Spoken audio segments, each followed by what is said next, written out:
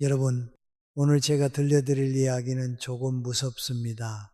아니, 솔직히 말씀드리면 등골이 서늘해지실 수도 있어요. 왜냐하면 이 이야기의 주인공이 바로 여러분 자신일 수도 있기 때문이거든요. 지금 이 순간에도 여러분이 무심코 내뱉은 말 한마디가 30년 지기 친구를 적으로 만들고 있을지 모릅니다.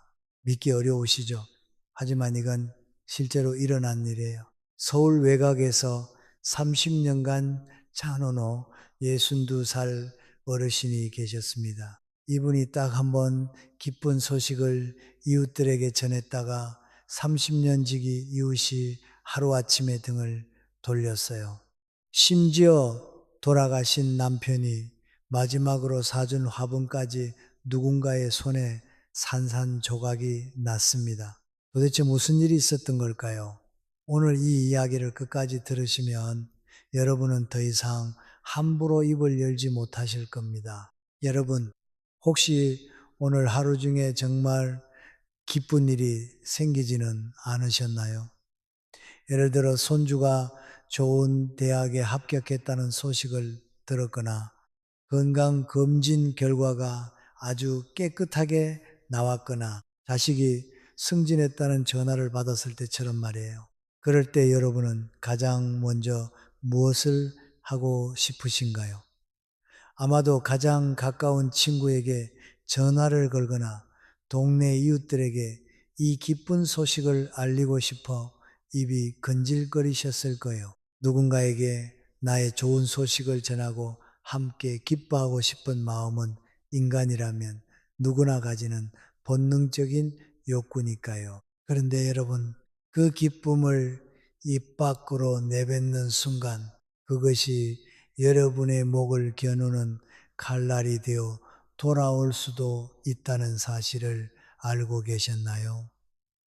1954년 미국의 사회심리학자 레온 페스팅거라는 분이 아주 흥미로운 연구 결과를 발표했어요. 그분이 밝힌 바에 따르면 인간은 자신의 가치를 판단할 때 절대적인 기준이 아니라 바로 옆 사람과 비교해서 판단한다고 하더군요.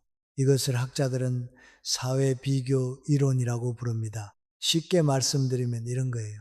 모르는 연예인이 복권에 당첨되면 그냥 뉴스 속 이야기로 넘어가지만 같은 동네 이웃이 당첨되면 밤잠을 설치게 된다는 것이죠. 멀리 있는 사람의 성공은 그저 남의 일이지만 가까운 사람의 성공은 곧 나의 뒤처짐으로 느껴지기 때문이에요. 독일어에는 이런 복잡한 감정을 표현하는 단어가 따로 있더라고요. 바로 샤덴프로이데라는 말인데 손해를 뜻하는 샤덴과 기쁨을 뜻하는 프로이데가 합쳐진 단어예요. 타인의 불행을 보면서 느끼는 기쁨이라는 뜻이지요. 영어에도 한국어에도 이 감정을 정확히 표현하는 단일 단어가 없어서 전 세계에서 독일어 그대로 사용한다고 해요.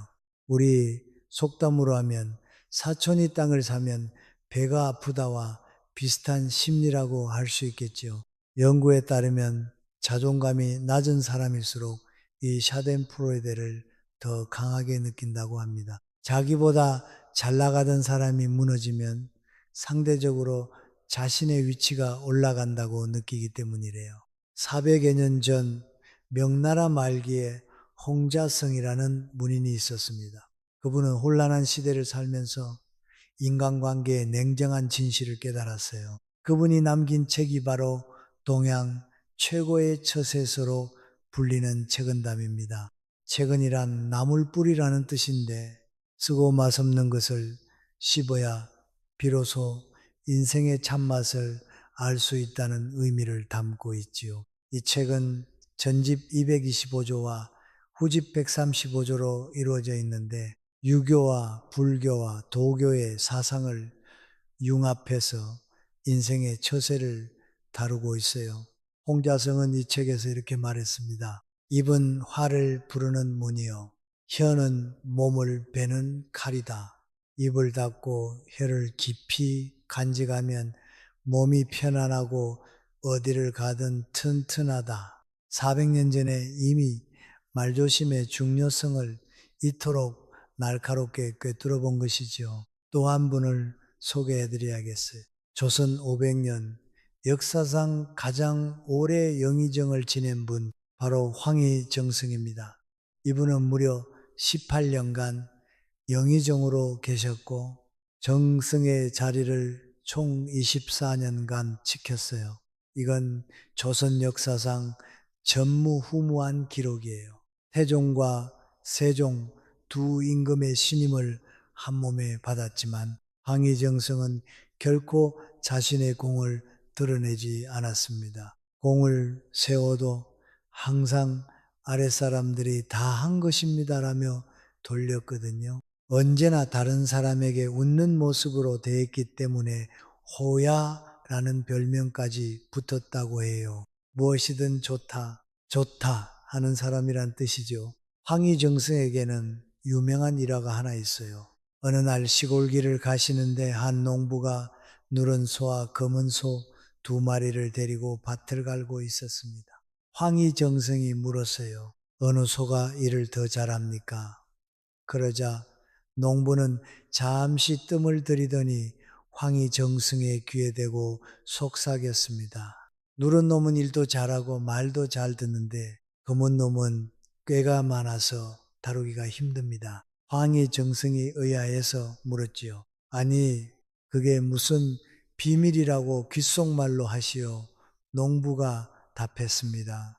아무리 미물이라 해도 자기를 좋아하고 미워하는 것을 압니다. 저놈들 앞에서 이 얘기를 했다면 검은소가 얼마나 섭섭하겠습니까? 그를 황희정승은 이 농부에게서 큰 깨달음을 얻었습니다. 짐승 앞에서도 듣기 싫은 소리를 삼가는데 하물며 사람 앞에서야 오죽하겠느냐는 것이지요. 자, 이제 우리 주변에서 실제로 있었던 김순자 씨의 이야기를 해볼까 합니다. 김순자 씨는 서울 외곽주택가에서 30년째 순자의 김치찌개라는 작은 식당을 운영하고 계신 62살 어르신이에요. 남편과 사별하신 후 홀로 식당을 지켜오셨는데 성격이 워낙 밝고 솔직해서 동네 이웃들과도 스스럼 없이 지내셨지요. 같은 골목에 분식집을 하는 언니, 반찬 가게를 하는 언니, 세탁소를 하는 아주머니까지 30년을 함께 해온 이웃들이었어요. 그러던 어느 날 김순자 씨에게 아주 기쁜 일이 생겼습니다. 코로나가 끝나고 배달앱에 입점했는데 갑자기 주문이 폭주한 거예요. 월 매출이 3배로 뛰었고 10년 넘게 갚던 대출금을 한꺼번에 상환할 수 있게 되었어요. 김순자 씨는 구름 위를 걷는 기분이었습니다. 그날 밤 잠이 오지 않았어요. 내일 당장 이웃들에게 이 기쁜 소식을 전해야겠다고 생각했죠. 다음 날 아침이 밝아오자 김순자 씨는 30년 지기 이웃들을 불러 모았습니다. 분식집 사장 언니, 반찬가게 주인 언니, 세탁소 아주머니가 한자리에 모였어요. 김순자 씨가 활짝 웃으며 말했습니다. 언니들, 나 요즘 배달이 너무 잘 돼서 허리 펼 날이 없어. 이번에 대출금 다 갚았어. 이웃들은 겉으로 축하한다고 말했습니다. 와, 순자야 대단하다. 한턱 쏴야겠네. 김순자 씨는 기쁜 마음에 그날 저녁 비싼 한우를 사서 대접했어요. 30년 우정이니까 함께 기뻐해 주리라 믿었거든요. 그로부터 며칠이 지났습니다. 이상하게도 동네 분위기가 달라지기 시작했어요. 분식집 사장 언니는 마주쳐도 눈을 피했고 반찬가게 주인 언니는 요즘 우리 가게는 죽을 맛이라며 한숨만 내쉬었습니다. 세탁소 아주머니는 대놓고 말하더군요. 배달 잘 되니까 좋겠네.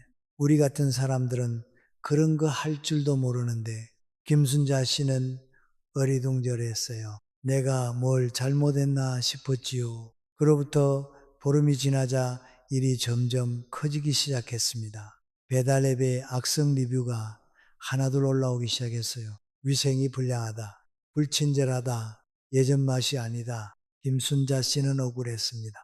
30년간 한결같이 장사해 왔는데 갑자기 왜 이러는 걸까요? 건물주도 갑자기 임대료 인상을 통보해 왔어요. 동네 모임에서는 김순자 씨만 은근히 빠지기 시작했고요. 30년 동안 가족처럼 지내던 이웃들이 하나둘 등을 돌리기 시작한 거예요. 모두가 잠든 깊은 밤, 김순자 씨는 식당 불을 끄고 한참을 앉아 있었습니다. 도대체 뭐가 잘못된 걸까?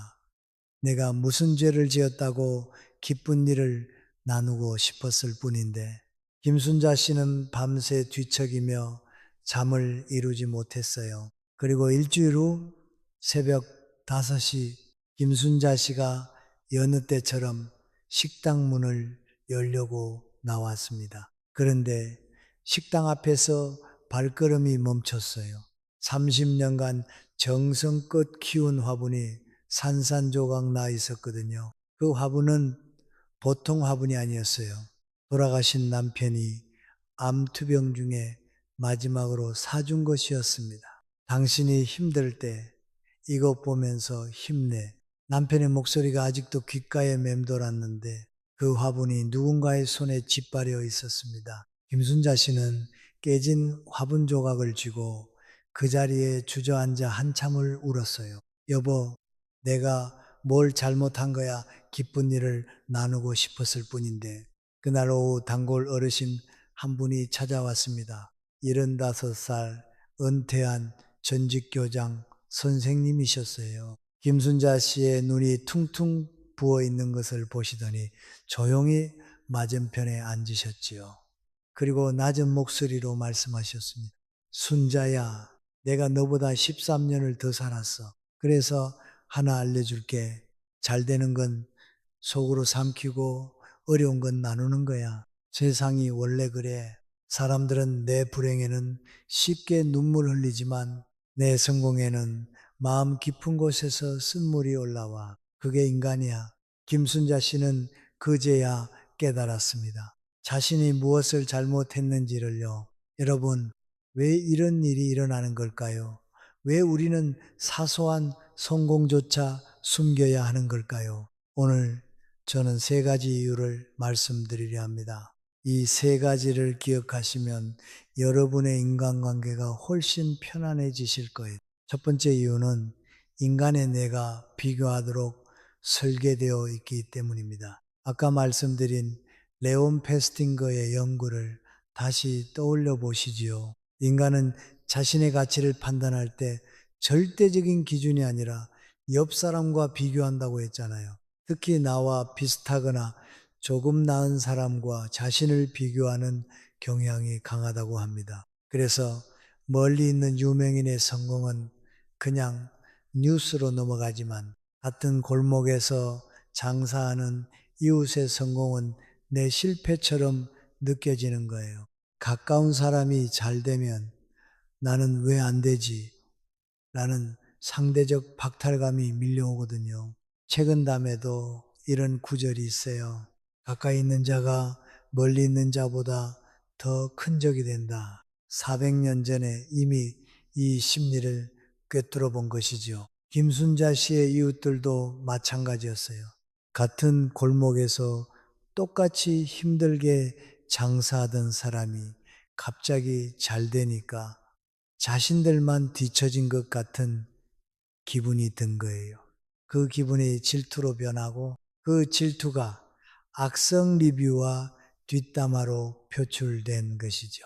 두 번째 이유는 성공을 말하면 기쁨의 불씨가 재가 되어 흩어지기 때문입니다. 심리학에서는 이것을 목표 공개 효과의 역설이라고 부른다고 해요. 무슨 말이냐면 성취를 남에게 말하면 우리 뇌가 이미 보상받았다고 착각한다는 거예요.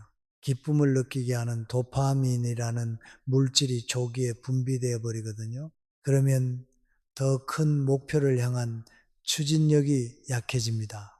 연구에 따르면 작은 성취를 인정받으면 도파민이 분비되어 일시적인 쾌감을 느끼지만 이 쾌감에 중독되면 진짜 성공보다 남에게 보여주기 위한 가짜 성취에 매달리게 된다고 해요. 칭찬의 달콤함에 취하면 정작 중요한 일에 집중하지 못하게 되는 것이지요. 황희정승이 늘 공을 아랫사람에게 돌린 것도 이런 이유에서였을 거예요. 말을 아끼는 것이 곧 힘을 기르는 것임을 알았던 것이지요. 세 번째 이유는 입이 화를 부르는 문이기 때문입니다. 아까 말씀드린 샤덴프로이데를 기억하시지요? 타인의 불행을 보며 기쁨을 느끼는 심리 말이에요. 그런데 이 심리의 반대편에는 또 다른 어두운 감정이 있습니다. 바로 타인의 성공을 보며 느끼는 쓰라림이에요. 여러분이 무심코 던진 자랑 한마디가 상대방의 이 어두운 감정을 자극하는 씨앗이 됩니다. 책은담에서 홍자성은 이렇게 말했어요. 남의 나쁜 이야기를 들었을지라도 곧 미워하지 말지니 중상하는 자의 모략일지도 모르기 때문이다. 내가 한 말은 통제할 수 없이 퍼져나갑니다. 본래 의도와 상관없이 과장되고 왜곡되어 돌아오지요. 김순자 씨가 이웃들에게 한 말도 마찬가지였을 거예요. 대추금 다 갚았어 라는 말이 이웃들 사이에서 저 집 이번에 큰 돈 벌었다더라로 과장되고 우리 다 죽겠는데 저 혼자 잘 됐다고 난리다로 왜곡되었을 수 있어요. 구설수는 한 번 나면 걷어들일 수가 없습니다. 그렇다면 우리는 어떻게 해야 할까요? 기쁜 일이 생겼을 때 어떻게 처신해야 할까요? 오늘 저는 세 가지 실천 방법을 말씀드리려 합니다. 책은담과 황희정승의 지혜에서 배운 것들이에요. 첫 번째 방법은 기쁨을 감사 노트에 먼저 적는 것입니다. 말하고 싶은 충동을 글로 해소하시라는 거예요. 나만의 작은 노트를 하나 마련하시고 오늘의 좋은 일을 적어보세요. 오늘 이런 기쁜 일이 있었다. 나는 참 대단하다.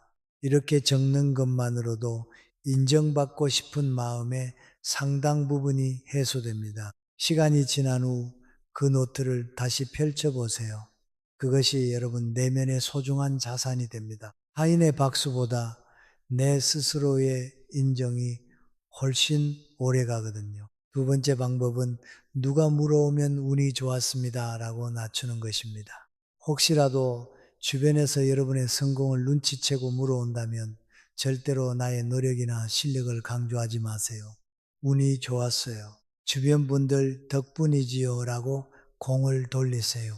이것이 상대방의 경계심을 녹이는 가장 강력한 무기입니다. 책은담에서는 이것을 유능함을 감추고 어리석음을 가장하는 지혜라고 표현했어요. 내가 강하다는 것을 보여주는 것보다 내가 위협이 아니라는 것을 보여주는 것이 세상을 살아가는데 훨씬 유리합니다. 황희정 승도 늘 이렇게 처신하셨어요. 여종들이 서로 다투며 찾아와도 내 말이 옳고 내 말도 옳다고 하셨거든요. 젊은 선비가 길에서 면박을 줘도 도리어 기뻐하셨고요. 자신을 낮추는 것이 결국 자신을 지키는 길임을 아셨던 거지요.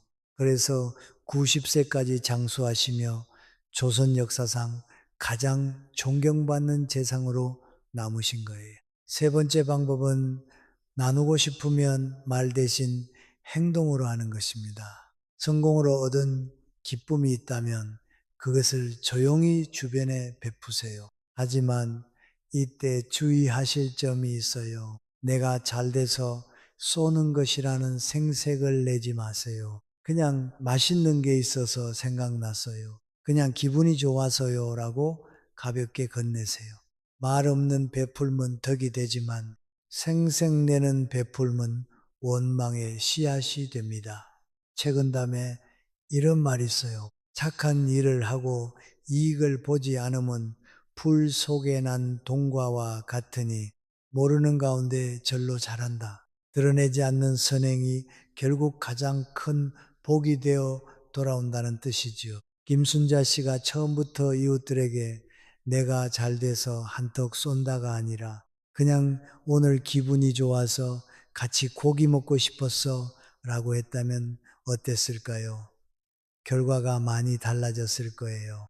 여러분, 우리가 사는 현대 사회는 끊임없이 자신을 드러내라고 강요합니다. 젊은 사람들이 쓰는 것 있잖아요. 그 손 안에 들어오는 작은 전화기 말이에요. 거기서는 무엇을 먹었는지, 어디를 여행했는지, 어떤 성취를 거뒀는지 실시간으로 알리지 않으면 뒤처지는 것처럼 느껴진다고 하더군요. 연구에 따르면 그런 것을 많이 하는 사람일수록 우울감과 불안감이 높아진다고 합니다. 남의 화려한 모습을 보며 나는 왜 저렇게 못 사나 자책하면서 정작 자신의 작은 성공은 자랑하고 싶어 안달이라니까요. 이 모순된 심리가 현대인을 점점 더 피폐하게 만들고 있어요. 하지만 책은담의 지혜는 그 흐름에 정면으로 거스르라고 조언합니다. 못에 걸리는 것은 튀어나온 부분이다. 폭풍에 가장 먼저 꺾이는 것은 높이 솟은 나무예요. 낮게 엎드린 푸른 폭풍이 지나간 뒤에도 여전히 살아남아 다시 햇살을 맞이하지요. 황희정승이 24년간 정승의 자리를 지킬 수 있었던 것도 바로 이 지혜 덕분이었어요. 높이 솟지 않고 드러내지 않고 묵묵히 자신의 길을 걸었기 때문이지요. 그로부터 6달이 지났습니다. 김순자 씨의 이야기, 그 후가 궁금하시지요? 김순자 씨는 더 이상 잘 되는 이야기를 하지 않습니다. 대신 이웃들에게 이렇게 말해요. 요즘 허리가 아파서 힘들어. 손님이 줄어서 걱정이야. 신기하게도 이웃들이 다시 찾아오기 시작했어요. 순자야, 힘들지? 내가 우리 가게 손님들한테 네 식당 소개해 줄게. 관계가 회복되었습니다. 화분을 깨뜨린 사람이 누구인지는 끝내 밝혀지지 않았지만 김순자 씨는 더 이상 그것을 추궁하지 않아요. 대신 새 화분에 새 꽃을 심었습니다. 그리고 혼잣말로 중얼거렸지요. 여보, 이제 알겠어. 사람들은 내가 잘 될 때보다 내가 힘들 때 더 따뜻하더라고. 그게 인간인 것 같아. 여러분, 성공은 말할 때 줄어들고 침묵할 때 잘합니다. 입을 닫는 것이 금고를 잠그는 것이에요. 사소한 성공을 숨길 수 있는 사람만이 큰 성공을 담을 그릇이 됩니다. 침묵은 금이 아니라 다이아몬드예요. 특히 잘 될 때는 말이지요. 내일 기쁜 일이 생기시면 5초만 멈추세요. 그리고 스스로에게 물어보세요. 이 말을 왜 하려는가? 진심으로 기쁨을 나누려는 것인가? 아니면 은근히 나를 과시하고 싶은 것인가? 만약 후자라면 그 말을 삼키세요.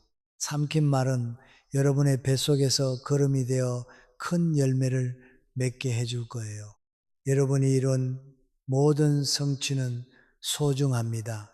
밤잠 설쳐가며 고민하고 애쓴 결과물이라는 것을 저도 잘 알아요. 하지만 그 소중한 결과물을 질투하는 불길 속에 던지지 마세요.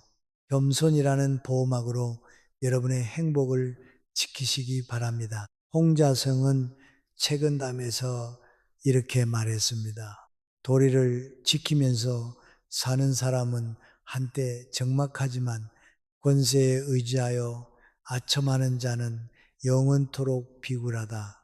깨달은 사람은 차라리 한때 적막함을 겪을지언정 영원히 비굴함을 당하지 않는다. 사소한 성공을 숨길 수 있는 용기가 있을 때 비로소 여러분은 큰 성공을 담을 수 있는 그릇이 됩니다. 여러분의 내면이 깊어질수록 여러분의 삶은 더욱 품격 있게 빛날 거예요. 말을 아끼는 것은 비겁함이 아닙니다. 세상의 모진 바람으로부터 나를 지키는 가장 강력한 무기예요. 오늘 밤 조용히 자리에 누워 하루를 되돌아보세요. 혹시 무심코 내뱉은 자랑은 없었는지, 나의 기쁨이 누군가에게 상처가 되지는 않았는지 말이에요. 그리고 내일은 오늘보다 조금 더 무거운 입술을 가져보겠다고 다짐해 보세요. 그 고요함 속에서 여러분은 이전에 느끼지 못했던 깊은 평화를 맛보시게 될 겁니다. 성공은 드러낼 때보다 감출 때 더 빛나는 법이에요. 그 빛은 밖으로 퍼져나가는 화려한 불꽃이 아니라 여러분의 내면을 은은하게 비추는 따뜻한 등불이 되어 줄 거예요. 책은담의 지혜는 400년의 세월을 뛰어넘어 오늘날 우리에게 말합니다. 사람의 마음을 얻고 싶다면 성공을 말하지 말고 나를 지키고 싶다면 그 성공을 숨기라고. 이 시원하지만 따뜻한 조언을 가슴에 새기시길 바랍니다. 여러분의 삶이 타인의 시기와 질투에서 벗어나 오직 여러분만의 진정한 성취로 가득 차기를 진심으로 바랍니다. 침묵하세요. 그리고 겸손하세요. 그것이 여러분이 얻은 소중한 것들을 영원히 간직하는 유일한 길입니다. 사소한 성공조차 숨길 수 있는 용기가 있을 때 비로소 여러분은 큰 성공을 담을 수 있는 그릇이 될 것입니다. 감사합니다. 백세인이 되었습니다.